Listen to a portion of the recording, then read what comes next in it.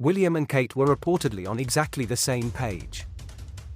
They wanted it toughened up a bit. The insider has said they were both of one mind that we needed something that said that the institution did not accept a lot of what had been said. He said, "It is really important that you guys come up with the right way of making sure that we are saying that this does not stand." She was certainly right behind him on it.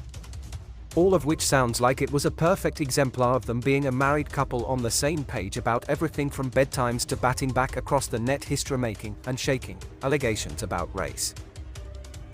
As always, smash the like button and subscribe to this channel, this way you won't miss our next video in this same channel. However, Lowe has revealed that it was the Princess of Wales, back then, of course, the Duchess of Cambridge, who was adamant that the devastating Sussex salvos had to be dealt with and not dodged. So, with Kate the Duchess a driving force, back that first draft went to the staffers who ably wield the MacBooks, and that iconic line "recollections may vary" was added in. At this point, some inside the palace had qualms that the line might rile the febrile Sussexes.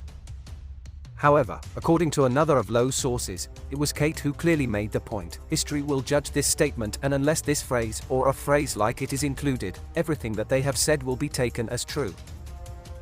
And thus, about 40 hours after Harry and Meghan's Oprah interview had aired in the United States, that famous statement with the "recollections" line went out, and royal biographers the length and breadth of Hampstead opened new Word docs to begin their new books.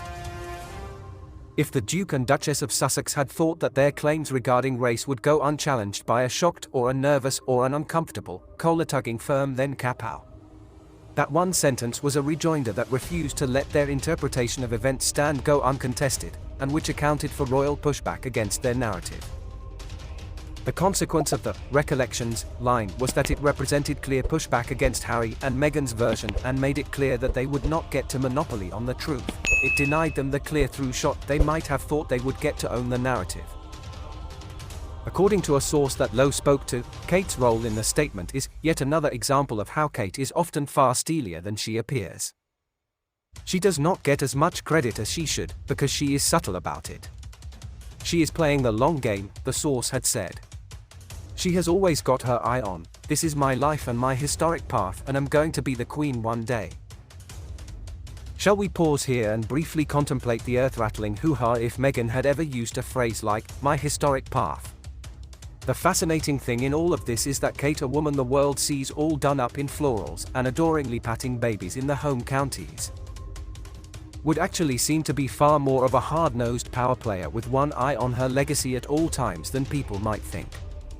In the 12 years since joining His Royal Highness's headquarters, the princess seems to have become remarkably adept at the realpolitik of royalty and has managed to build up certain reserves of authority and respect.